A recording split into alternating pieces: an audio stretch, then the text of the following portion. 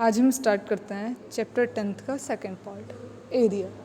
अब एरिया क्या होता है, जैसे हम लोग किसी सामान को कहीं पे रखते हैं, जैसे मान लो ये आपका पेंसिल बॉक्स हो गया, ठीक है। आप अपने पेंसिल बॉक्स को बेंच पे रखते हैं, जब आप स्कूल आते हैं वो थोड़ा सा स्पेस कवर करता है ना, मतलब आपने अगर पेंसिल बॉक्स रख दिया तो आप वहाँ पे कोई और चीज़ नहीं रख पाते हो, क्योंकि पेंसिल बॉक्स ने स्पेस कवर कर लिया। पेंसिल बॉक्स ने जो जगह कवर की वो उसका एरिया हो गया। जैसे ये पेंसिल बॉक्स के पूरा पोर्शन, ये इसका एरिया हो गया आपके पेंसिल बॉक्स का। ऐसे ही जब आप बैठते हो कहीं पे, आप बेंचेस पे बैठते हो तो आप कहते हो ना ये मेरी जगह है, तो मतलब आप एरिया कवर कर रहे हो। ओके, तो एरिया वो चीज़ होती है, the amount of surface enclose by a closed figure is called its area. किसी भी क्लोज्ड फिगर के द्वारा जो भी स्पेस कवर की जाती है, द अमाउंट ऑफ स्पेस जो कवर की जाती है वो आपका एरिया होता है। अब आता है एरिया ऑफ रेक्टेंगल। देखो रेक्टेंगल ये होता है आपका, इसमें एक लेंथ होती है एक ब्रेथ होती है, ठीक है। तो जब हम इन दोनों की मल्टीप्लाई कर देते हैं तो वो आपका रेक्टेंगल का एरिया होता है। रेक्टेंगल का एरिया होता है L into B. Area of square क्या होता है, S इंटू एस, क्योंकि उसमें सारी साइड सेम होती हैं तो साइड स्क्वायर, ठीक है। अब देखिए example, find the area of rectangle, length 6 centimetre, breadth 3 centimetre. हमें लेंथ और ब्रेथ दी हुई है। हमारे पास फॉर्मूला होता है area is equal to length into breadth. तो लेंथ हो गई 6 into 3, 18 centimetre square. Find the area of square whose length of a side is 5 centimetre. हमें एक स्क्वायर का एरिया बताना है जिसकी साइड 5 सेंटीमीटर है। तो देखो हमने लिख लिया साइड, हमें एरिया पता है 4 साइड इंटू साइड, ठीक है। ये साइड इंटू साइड होगा। एक second,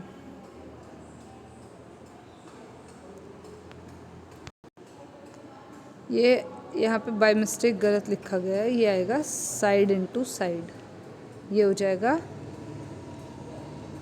5 into 5, that means 25 centimetre square. Okay, आप लोग इसको PDF में भी सही कर लेंगे। अब आता है आपका find the length of a room whose area 216 square metre and breadth 12 metre. देखो एरिया का फॉर्मूला होता है A into L into B, ठीक है। अगर हमें एरिया और ब्रेथ दी हुई हो, हम लेंथ निकाल सकते हैं, एरिया अपॉन ब्रेथ करके इज इक्वल टू लेंथ आ जाएगी। तो बस हमें यही फॉर्मूला लगाना है। हमने यहाँ पे लिख लिया एरिया ऑफ रूम, ब्रेथ और area of rectangular room L into B. अब आगे देखो हमने लिखा एरिया कितना दिया हुआ था हमें 216 और length into breadth L into 12। L की वैल्यू कैलकुलेट करनी है, 216 upon 12, you will get 18 and 18 metre is the required length of the room. Okay, next question, find the area of a square whose perimeter is 84 centimetre. हमें parameter दिया हुआ है square का, तो हमें पैरामीटर की हेल्प से पहले साइड कैलकुलेट करनी पड़ेगी स्क्वायर की। तो हमें पता है पैरामीटर का फॉर्मूला होता है 4s, वो आपका 84 के इक्वल दिया हुआ है। तो साइड कितनी आ जाएगी, 84 डिवाइडेड बाय 4, आ जाएगी आपकी 21 सेंटीमीटर। तो हमारे पास साइड आ गई 21 सेंटीमीटर यहाँ पे। फिर हमें पता है एरिया ऑफ स्क्वायर क्या होता है, side into side, then you have to multiply 21 into 21, then you will get 441 centimetre square. This is the required area of the square. Okay, जिसका हमें पैरामीटर गिवन था, अब हमने उसी स्क्वायर का एरिया कैलकुलेट किया है, वो आपका आ जाएगा 441 centimetre square. Next exercise 10.2, question number 4 है आपका, find the area of a square of side 36 centimetre in terms of square metre. अब ये एक वर्ड लिखा है in terms of square metre. इसका मतलब क्या है कि जो हमारे पास आंसर आना चाहिए उसकी यूनिट हमारे पास मीटर्स होनी चाहिए, स्क्वायर मीटर। अब देखो यहाँ हमें 36 सेंटीमीटर दी हुई थी, तो हम क्या करेंगे, इसको यहीं पे चेंज कर लेंगे। हम 36 सेंटीमीटर को मीटर में चेंज कर लेंगे, ये आ जाएगा आपका 0.36 मीटर। तो साइड ऑफ स्क्वायर कितनी हो गई, 0.36 मीटर। अब एरिया ऑफ स्क्वायर हमें पता है साइड इंटू साइड होता है, तो हम 0.36 इंटू 0.36 की मल्टीप्लाई करेंगे and you will get 0.1296 metre square, ठीक है। ये आपका रिक्वायर्ड एरिया हो जाएगा। अब क्वेश्चन नंबर 8 है, find the cost of levelling a rectangular park of length 315 metre and breadth 250 metre at the rate of ₹6 per 100 square metre. यहाँ एक चीज़ दी हुई है पर 100। पर 100 का मतलब क्या है कि 100 मीटर स्क्वायर की कॉस्ट ₹6 है। तो 1 मीटर स्क्वायर की कॉस्ट क्या होगी? 6/100। ओके, ये बात आपको ध्यान रखनी है। अब इसको करना कैसे है सॉल्व, हम ये देखेंगे। ओके, देखो अब हमें दिया हुआ है length is equals to 315 metre, breadth 250 metre. हमने एरिया लिख लिया 78750 मीटर स्क्वायर। अब हमें पता है कि 100 मीटर स्क्वायर की जो लेबलिंग की कॉस्ट है वो ₹6 है। तो 1 मीटर स्क्वायर की 6/100 हो जाएगी और 78750 की क्या होगी? मल्टीप्लाई 78750। ओके, देखिए यहाँ आपका हो जाएगा 472500 डिवाइडेड बाय 100। जीरो से जीरोस कट जाएंगे and you will get 4725 as the labelling cost. Okay, अब नेक्स्ट क्वेश्चन आता है आपका question number 9। Find the cost of mica required for covering the top of a square shape table of side 3.2 metre if mica cost ₹50 per square metre. देखो हमें cost निकालनी है mica की, ठीक है, वो हमें एक स्क्वायर टेबल पे लगाना है। स्क्वायर शेप टेबल है, उसकी टॉप पे लगाना है। अब स्क्वायर शेप टेबल है तो स्क्वायर की सभी साइड्स इक्वल होती हैं, तो इन्होंने हमें साइड दी हुई है। स्क्वायर की साइड हमें दी हुई है 3.2 मीटर। अब हमें एरिया कैलकुलेट करना है तो वो हो जाएगा आपका साइड इंटू साइड। तो 3.2 into 3.2 that will be 10.24 metre square. अब हमें पता है 1 मीटर स्क्वायर माइका की कॉस्ट कितनी है? ₹50। देन 10.24 मीटर स्क्वायर माइका की कॉस्ट कितनी होगी? Multiply by 50 and you will get 512। तो रिक्वायर्ड कॉस्ट क्या आ जाएगी? 512। अब नेक्स्ट क्वेश्चन आता है question number 10। A room is 7 metre long and 4 metre 25 centimetre wide. How many square metre of carpet is needed to cover the floor of the room. अब हमें क्या करना है, हमें एक रूम दिया हुआ है, रूम की कुछ लेंथ है, कुछ ब्रेथ दी हुई है। तो लेंथ आपको 7 मीटर दी हुई है, ब्रेथ आपको 4 मीटर 25 सेंटीमीटर दी हुई है, that will be 4.25 metre. Area हमको पता है रेक्टेंगल का एरिया क्या होता है? Length into breadth. तो लेंथ इंटू ब्रेथ यानी कि 7 इंटू 4.25 दोनों की मल्टीप्लाई करेंगे, आपको मिलेगा 29.75 मीटर स्क्वायर। फिर आपको required carpet to cover the floor. अब क्या होगा, देखो जितना एरिया है रूम का उतना ही तो कारपेट चाहिए। तो जो आपका कारपेट होगा, कारपेट जो ज़रूरत होगी कारपेट की, हमें उतने ही कारपेट की ज़रूरत होगी जितना कि एरिया है, ठीक है। तो सेम आ जाएगा 29.75 रिक्वायर्ड कारपेट जो हमें फ्लोर कवर करने के लिए चाहिए। नेक्स्ट क्वेश्चन देखते हैं question number 11। Find the number of square tiles of size 10 centimetre. अब हमारे पास ये हैं टाइल्स, इनकी है 10 सेंटीमीटर। डेकोरेटिंग ए वॉल, एक वॉल है, ये 6 मीटर और 4 मीटर की।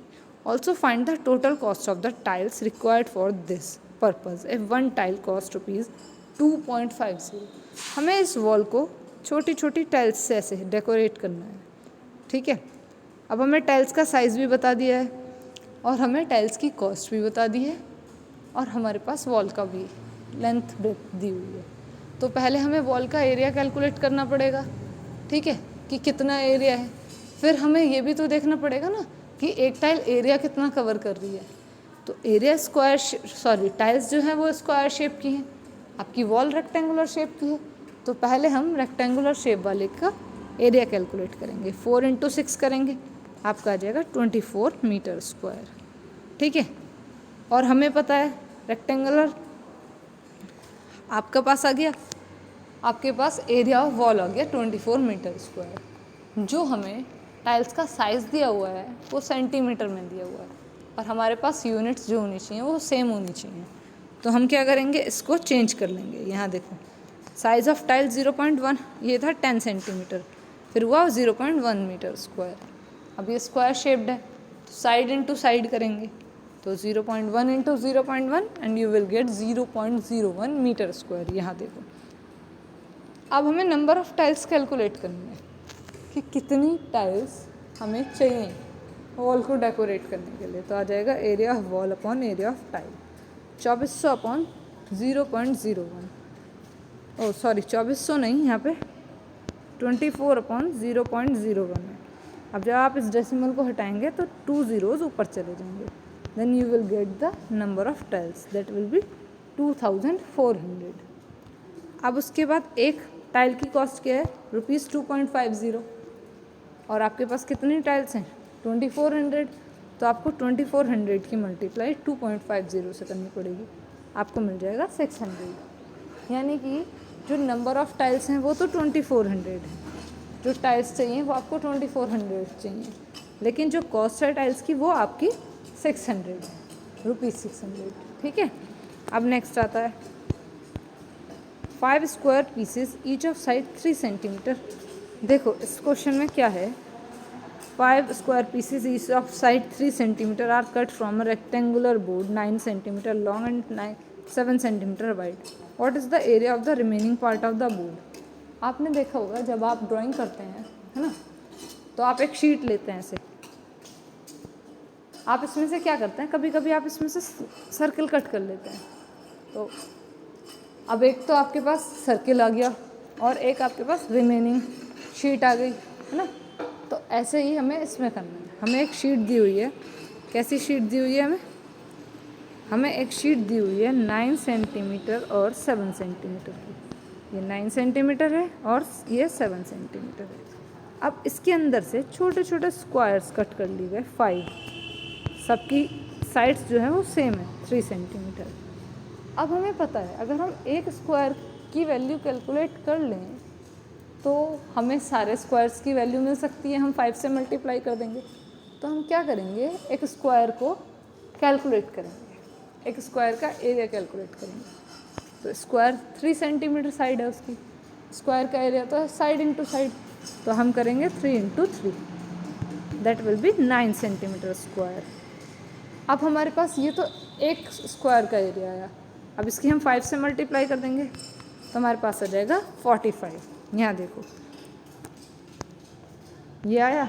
अब हम क्या करेंगे, रेक्टेंगल का एरिया कैलकुलेट करेंगे, 9 इंटू 7 63 आ गया। इन्होंने हमसे पूछा था रिमेनिंग शीट का एरिया, जो आपके पास सर्कल कट, जैसे आपने सर्कल कट किया था तो सर्कल कट करने के बाद एक पेपर वेस्ट पेपर बचा था ना आपके पास, तो हमें जो वेस्ट पेपर है उसका एरिया कैलकुलेट करना है। तो इसमें भी हमें ये बताना पड़ेगा, कैलकुलेट करना पड़ेगा।